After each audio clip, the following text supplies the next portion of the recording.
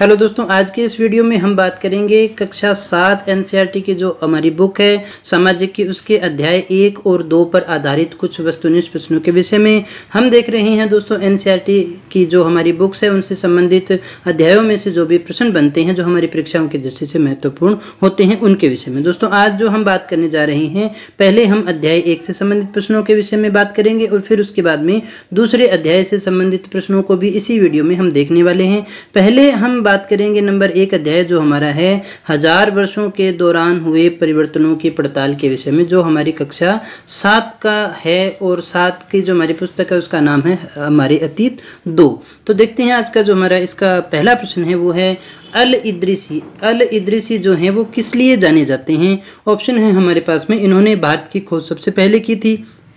दूसरा ऑप्शन है दुनिया का नक्शा बनाया था। तीसरा है सबसे पहली भूगोल की पुस्तक की रचना की थी। और तीसरा जो है पृथ्वी से चंद्रमा की दूरी बताई थी।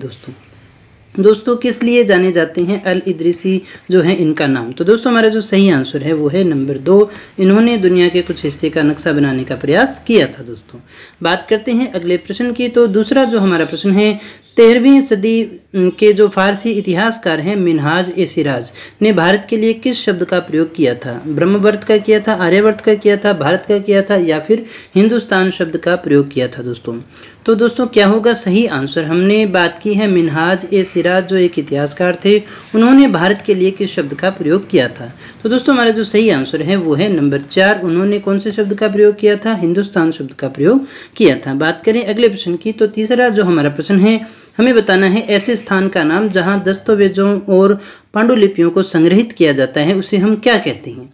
तो दोस्तों क्या कहते हैं? संग्रहालय कहते हैं, राष्ट्रीय संपत्ति संग्रहण केंद्र कहते हैं, अभिलेखागार कह लेते हैं या फिर पुरातात्विक केंद्र कहते हैं। ऐसे स्थान का नाम हमें बताना है जहां पर पुराने दस्तावेजों और पांडुलिपियों को संग्रहित किया जाता है। दोस्तों हमारा जो सही आंसर है वो है नंबर 3, उसे हम कहते हैं अभिलेखागार। अभिलेखागार में रखे जाते हैं दस्तावेज और जो हमारी पुरानी पांडुलिपियां हैं। चौथे प्रश्न की बात करें तो चौथा जो हमारा प्रश्न है किसी भी क्षेत्र के पर्यावरण और वहां के रहने वाले लोगों की सामाजिक और आर्थिक जीवन शैली है, उसे हम किससे संबोधित कर सकते हैं? पर्यावास, परिनिवास, सांस्कृतिक विचारधारा या फिर सभ्यता। किसी भी क्षेत्र का जो पर्यावरण है और वहाँ के रहने वाले जो लोग हैं उनकी सामाजिक और आर्थिक जो जीवन शैली है उसका तात्पर्य जो है किससे लेते हैं? तो दोस्तों सही आंसर हमारा वो है नंबर 1, उसे हम पर्यावास के रूप में जानते हैं। अगले प्रश्न की बात करें, पांचवा जो हमारा प्रश्न है, किसने संस्कृत के बारे में यह कहा कि यह एक प्राचीन भाषा है जिसे केवल ब्राह्मण जानते हैं? हमें बताना है उस विद्वान का नाम जिन्होंने संस्कृत भाषा के बारे में ये कहा कि एक बहुत ही प्राचीन भाषा है लेकिन इसे केवल ब्राह्मण जानते हैं। कौन सा था? अलबरूनी था, अमीर खुसरो था, बर्नी था या फिर गौरीशंकर हीराचंद ओझा था जिसने ये बात कही थी दोस्तों अपनी पुस्तक के अंदर? तो दोस्तों हमारा जो सही आंसर है वो है नंबर 2, वो कहने वाले थे अमीर खुसरो। अगले प्रश्न की बात करें, छठा जो हमारा प्रश्न है, कोई प्रभावशाली धनी व्यक्ति जो किसी कलाकार, शिल्पकार, विद्वान या अभिजात जैसे किसी अन्य व्यक्ति को मदद या सहारा देता है वह क्या कहलाता है? दोस्तों हमें उसका नाम बताना है।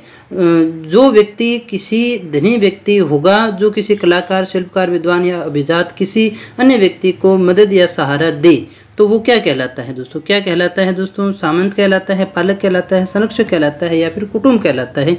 क्या कहलाता है दोस्तों इनमें से? सामंत, पालक, संरक्षक और कुटुंब में से। तो दोस्तों हमारा जो सही आंसर है वो है नंबर 3, वो कहलाता है संरक्षक। अगले प्रश्न की बात करें, सातवां जो हमारा प्रश्न है, अतीत या मध्यकाल में विदेशी माना जाता था, किसे हम विदेशी कहते थे? जो दूसरे देश से आया हो, जो समुद्र पार से आया हो या फिर जिसकी भाषा, संस्कृति आदि अलग हो या कोई भी अनजान व्यक्ति जो समाज और संस्कृति का अंग न हो, किसे उस काल में विदेशी माना जाता था? हमें ये बताना है। तो दोस्तों हमारा जो सही आंसर है वो है नंबर 4, वो होता था विदेशी व्यक्ति जो कोई भी अनजान व्यक्ति हो सकता था जो समाज और संस्कृति का अंग न हो।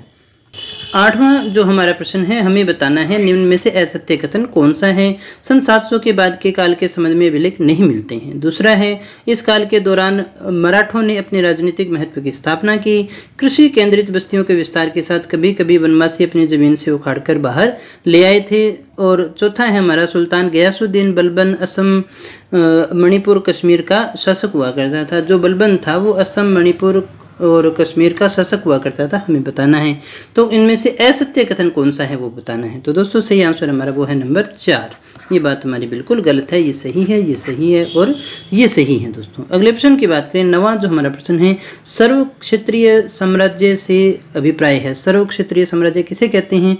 वह साम्राज्य जिसने सभी क्षेत्रों पर अधिकार कर लिया हो, जो अनेक क्षेत्रीय राज्यों से मिलकर बना हो, जो अनेक राजाओं ने संधि करके बनाया हो, या सभी क्षेत्रों में पाया जाने वाला साम्राज्य। सर्व क्षेत्रीय साम्राज्य हम किसे कहते थे दोस्तों? क्या होगा हमारा सही आंसर? तो दोस्तों हमारा जो सही आंसर है वो है नंबर 2, जो अनेक क्षेत्रीय राज्यों से मिलकर के बना हो उसे हम कहते हैं सर्व क्षेत्रीय साम्राज्य। बात करें अगले प्रश्न की, 10वां जो हमारा प्रश्न है, हमें बताना है कि कौन, यहाँ प्रश्नवाचक चिन्ह लगेगा। 14वीं शताब्दी का इतिहासकार था, गजनी था, फिरदौसी था, कन्नौज था या फिर जियाउद्दीन बर्नी था। 14वीं शताब्दी का इतिहासकार कौन था? तो दोस्तों हमारा जो सही आंसर है वो है नंबर 4, वो था जियाउद्दीन बर्नी। दोस्तों देखिएगा, ये हमारे पहले अध्याय से संबंधित कुछ प्रश्न थे। दोस्तों ये जो अध्याय है इसमें फैक्ट कम है, इसमें बहुत ज़्यादा फैक्ट आपको देखने को नहीं मिलेंगे, इसलिए इसमें से क्वेश्चन भी कम बनते हैं। दूसरा जो है, इसमें से थोड़े ठीक क्वेश्चन बनते हैं जिनके विषय में अभी हम बात करने वाले हैं। तो अब इसके बाद में हम बात करेंगे अध्याय 2 से संबंधित प्रश्नों के विषय में, जिसका नाम है नए राजा और उनके राज्य। पहला प्रश्न है दूसरे अध्याय का, वो है दंती दुर्ग का संबंध था किसके साथ में था? राष्ट्रकूट वंश के साथ में था, मुगलों के साथ में था, शक के साथ में था या गुप्त के साथ में था? दंती दुर्ग जो है उसका संबंध किसके साथ में था? तो दोस्तों हमारा जो सही आंसर है वो है नंबर 1, किसके साथ में था? राष्ट्रकूटों के साथ में था। अगले प्रश्न की बात करें तो देखिएगा, दूसरा हमारा प्रश्न है हिरण्यगर्भ जो है उसका अर्थ क्या है? दंती दुर्ग ने एक अनुष्ठान करवाया था जो उसका नाम था हिरण्यगर्भ। तो आपको बताना है कि हिरण्यगर्भ का अर्थ क्या होता है? हिरण का बच्चा, हिरण का गर्भ, सोने का गर्भ या फिर हिरण की माता। हिरण्यगर्भ का अर्थ क्या है, क्या होगा दोस्तों? क्या है इसका सही आंसर? तो दोस्तों इसका जो सही आंसर है वो है नंबर 3, हिरण्यगर्भ का अर्थ होता है सोने का गर्भ। चौथा जो हमारा प्रश्न है वो है कदमाई था। कदमाई क्या था? नगर के चारों ओर बनाई गई गहरी खाई थी, मंदिरों में प्रक्रमण हेतु बनाया गया पथ था, नगर में जाने का रास्ता था या फिर एक प्रकार का भू राजस्व था। कदमाई क्या था दोस्तों? कदमाई किसे कहते थे? तो सही आंसर हमारा वो है नंबर 4, ये एक प्रकार का भू राजस्व हुआ करता था। बात करें अगले प्रश्न की, 5वां जो हमारा प्रश्न है, राज तरंगिणी के लेखक कौन है? जिसमें कश्मीर के बारे में भी हमें जानकारी मिल सकती है। तो दोस्तों हमारा जो सही आंसर होगा कालिदास है, अश्वघोष है, चाणक्य है या फिर कल्हणी है। दोस्तों राज तरंगिणी के लेखक कौन है? तो दोस्तों क्या है सही आंसर? सही आंसर हमारा वो है नंबर 4, कल्हण। कल्हण ने जो बताया है वो कश्मीर के बारे में बताया है। दोस्तों बात करें अगले प्रश्न की, सुल्तान महमूद किसके बारे में बात करें? सुल्तान महमूद के विषय में। सुल्तान का अर्थ शासक ही होता है दोस्तों, जिसने 997 से 1030 तक शासन किया। वह कहाँ का था? कौन से स्थान से था? गजनी से था, तुर्की से था, मंगोल था या फिर चीन था? कहाँ से था दोस्तों? तो दोस्तों हमारा सही आंसर है नंबर 1, गजनी अफगानिस्तान से था।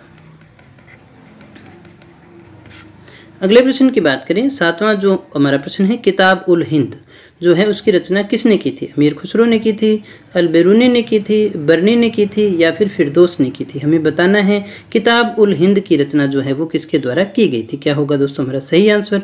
तो दोस्तों हमारा जो सही आंसर है वो है नंबर 2, अल-बेरूनी के द्वारा इसकी रचना की गई थी, किताब उल हिंद की। अगले प्रश्न की बात करें तो अगला जो हमारा प्रश्न है, चाहमानों का प्रसिद्ध शासक जिसने 1168 से 1192 तक शासन किया उसका नाम क्या था? पृथ्वीराज प्रथम, द्वितीय, तृतीय या फिर चतुर्थ? चाहमानों का जो प्रसिद्ध शासक था, जिसे चौहान भी कहते हैं, 1168 से 1192 तक जिन्होंने शासन भी किया उसका नाम क्या था? तो दोस्तों सही आंसर है हमारा वो है नंबर 3, पृथ्वीराज तृतीय था दोस्तों। अगले प्रश्न की बात करें, राजराज प्रथम जो सबसे शक्तिशाली चोल शासक माना जाता है, शासक बना कब बना था? 695 में, 985 में, 1190 में या फिर 1095 में? राजराजा या इसको राजा राज भी कहते हैं, जो कब बना था शासक? तो सही आंसर हमारा वो है 2 नंबर, 985 में। अगले प्रश्न की बात करें, 10वां जो हमारा प्रश्न है, चोल वंश का वह शासक जिसे गंगा घाटी, श्रीलंका तथा दक्षिण पूर्व एशिया के देशों पर आक्रमण भी किया और इसने वहां पर आक्रमण करने के लिए जल सेना भी बनाई थी? राजराज था, चंद्रकांत था, राजेंद्र प्रथम था या फिर केशव द्वितीय था? तो दोस्तों हमारा सही आंसर है वो है नंबर 3, वो था राजेंद्र प्रथम। अगले प्रश्न की बात करें, 11वां जो हमारा प्रश्न है, गंगई कोंड चोलपुरम जो है इस मंदिर का निर्माण किसने करवाया था? राजा राज ने, चंद्रकांत ने, राजेंद्र प्रथम ने या फिर केशव द्वितीय ने? किसने करवाया था दोस्तों? तो दोस्तों सही आंसर हमारा वो है नंबर 1, राजा राज के द्वारा करवाया गया था। 12वें प्रश्न की बात करें, किसानों की बस्तियां कहलाती थी उर, जंगम, मुवेंद वेलन या फिर नाडू? किसानों की जो बस्तियां हैं वो क्या कहलाती थी? तो दोस्तों हमारा जो सही आंसर है वो है उर। किसानों की बस्तियां क्या कहलाती थी? उर कहलाती थी। अगले प्रश्न की बात करें, गांवों का समूह क्या कहलाता था दोस्तों?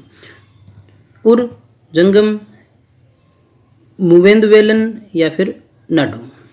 गांवों का समूह जो था वो क्या कहलाता था? इनमें से हमें बताना है। सही आंसर हमारा नाडू, 4 नंबर। गांवों का जो समूह हुआ करता था वो क्या कहलाता था? वो नाडू कहलाता था। अगले प्रश्न की बात करें, 3 राजाओं को अपनी सेवाएं प्रदान करने वाला किसान क्या कहलाता था? उरख, खारकान, मुवेंदवेलन या फिर नाडुल? 3 राजाओं को अपनी सेवा प्रदान करने वाला किसान कहलाता था मुवेंदवेलन। अगले प्रश्न की बात करें, गैर ब्राह्मण किसान स्वामी की जो भूमि होती थी, ये भूमि की कुछ कैटेगरियों के विषय में बात कर रहे हैं अपने। वेलन बगाई थी, ब्रह्मदेह थी, शालाभोग था या पलिचदम था?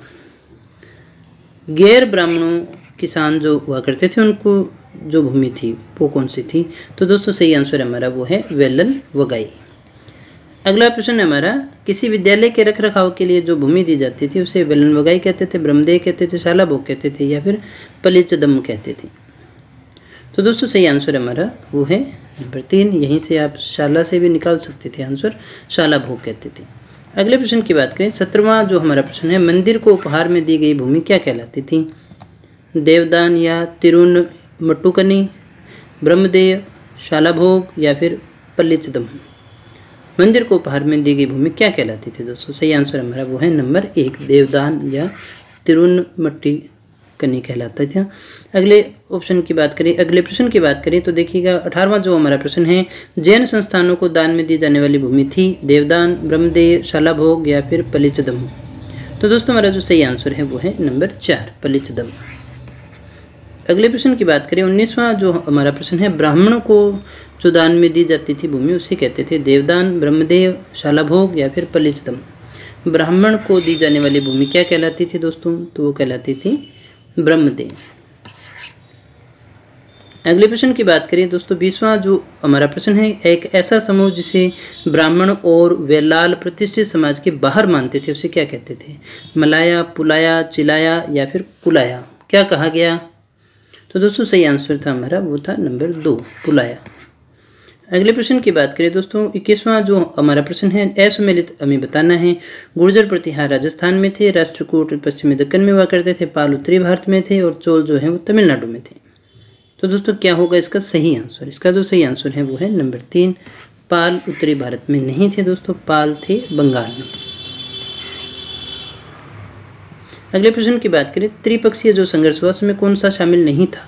गुर्जर प्रतिहार, राष्ट्रकूट, पाल या फिर चोल? कौन सा इसमें शामिल नहीं था दोस्तों? तो दोस्तों सही आंसर हमारा वो नंबर 4, ये त्रिपक्षीय संघर्ष में शामिल नहीं था। अगले प्रश्न की बात करें, उत्कल जो शब्द है उसका संबंध है तमिलनाडु से, आंध्र प्रदेश से, उड़ीसा से या फिर चेन्नई से?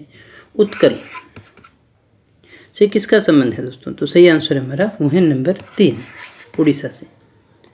तो दोस्तों ये थे आज के हमारे प्रश्न जो कक्षा 7 की पुस्तक के अध्याय 1 और 2 से संबंधित थे। अगर आपको वीडियो अच्छा लगा हो तो इसे लाइक कर देना, दोस्तों के साथ में शेयर कर देना और चैनल पर अगर पहली बार आए हो तो चैनल को सब्सक्राइब कर लेना, अगर अभी तक नहीं किया है तो भी कर लेना और बेल आइकन दबा लेना ताकि क्लास आते ही तुरंत प्रभाव से आपको नोटिफिकेशन मिल जाए। तो दोस्तों मिलते हैं कल की क्लास में कुछ और नए प्रश्नों के साथ, कुछ और नई जानकारी के साथ। तब तक बने रहिए हमारे साथ। Thank you very much.